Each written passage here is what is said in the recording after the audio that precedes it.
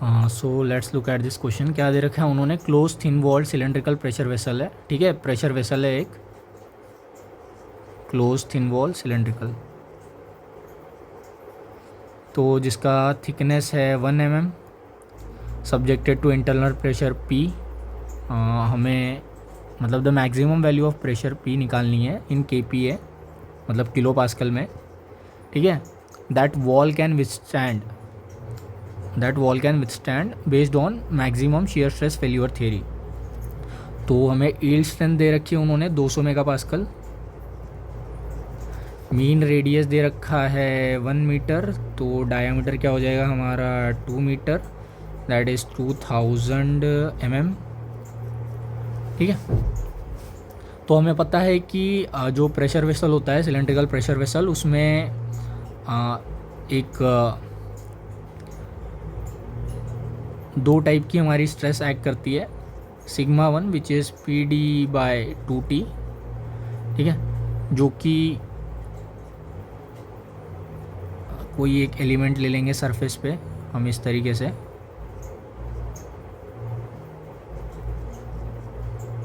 ठीक है। तो इस डायरेक्शन में जो फोर्स एक्ट करेगा that is nothing but sigma 1, ठीक है, और इस डायरेक्शन में जो फोर्स एक्ट करेगा दैट इज सिग्मा 2, ठीक है। So our sigma 2 is PD/4T, because these are the only normal stresses, मतलब ये लॉन्गिट्यूडनल और हूप स्ट्रेसेस होते हैं, ठीक है। तो क्या बोलते हैं उन्हें कि सिर्फ ये नॉर्मल स्ट्रेसेस ही एक्ट कर रहे हैं, कोई भी एक एलिमेंट ले लेंगे हम, तो नॉर्मली प्रेशर वेसल में सिग्मा एक्स और सिग्मा वाई डायरेक्शन में अगर एक्स वाई कोऑर्डिनेट सेटअप कर देते हैं हम कहीं यहीं पे, से एक्स हीयर वाई हीयर, ठीक है, तो सिर्फ नॉर्मल स्ट्रेसेस ही एक्ट कर रहे हैं। तो अगर नॉर्मल स्ट्रेसेस ही एक्ट कर रहे हैं तो वही प्रिंसिपल स्ट्रेस होंगे, ठीक है। तो this sigma 1 and sigma 2 are our principal stresses in case of cylinder, that you have to remember. तो सिग्मा 1 सिग्मा 2 आ गया हमारा। तो मैक्सिमम शियर स्ट्रेस थ्योरी क्या बोलती है कि, और अगर हमें प्रिंसिपल स्ट्रेसेस पता है तो शियर स्ट्रेस कैसे कैलकुलेट करते हैं, shear stress is nothing but maximum of sigma 1 minus sigma 2/2 and sigma 3 is 0 for thin cylindrical vessel, sigma 2 minus sigma 3/2 and sigma 3 minus sigma 1/2, ठीक है। तो ये हमारा हो जाएगा एंड में सिग्मा 1 माइनस सिग्मा 2/2, सिग्मा 2/2 और सिग्मा माइनस सिग्मा 1/2, ठीक है। मैग्नीट्यूड लेना है हमें इसका, बस डायरेक्शन से कोई मतलब नहीं है। तो सिग्मा 1 माइनस सिग्मा 2/2 करेंगे हम, तो PD/2T माइनस PD/4T क्या आ जाएगा, PD/8T हो जाएगा ये, ठीक है। सिग्मा 2/2 करेंगे तो ये भी PD/8T हो जाएगा, ये हमारा PD/4T हो जाएगा। मैग्नीट्यूड लेना है हमें बस, ठीक है।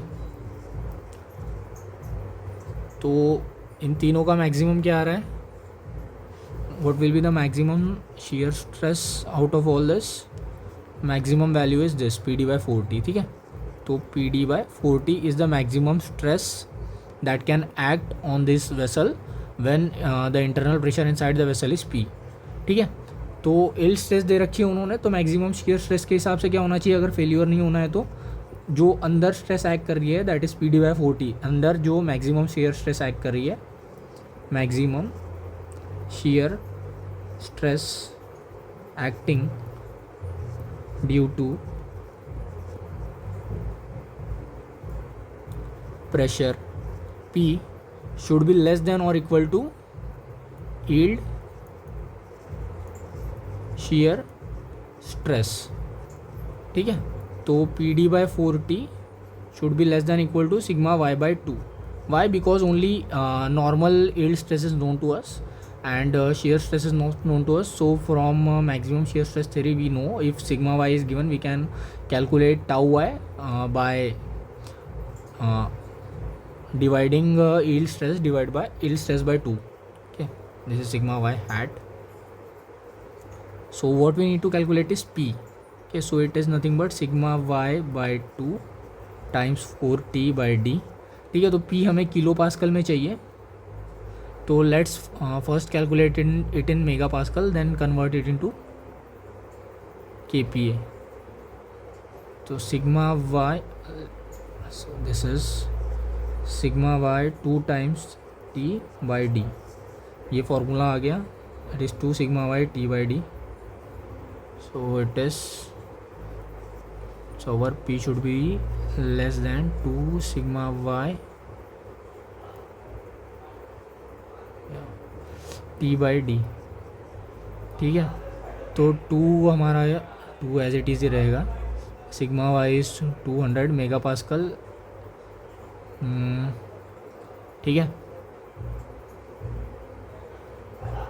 तो इसको किलो पास्कल में करने के लिए 10 का पावर 3 से मल्टीप्लाई कर देंगे. एंड हमारा t है हमारा 1 mm. सो d को, हमारा d है 2000. ठीक है, तो 1000 इसके साथ कट गया, 2 इसके साथ कट गया, तो क्या बचा 200. So 200 is the correct answer. ठीक है, so B is the correct answer for this. Thank you.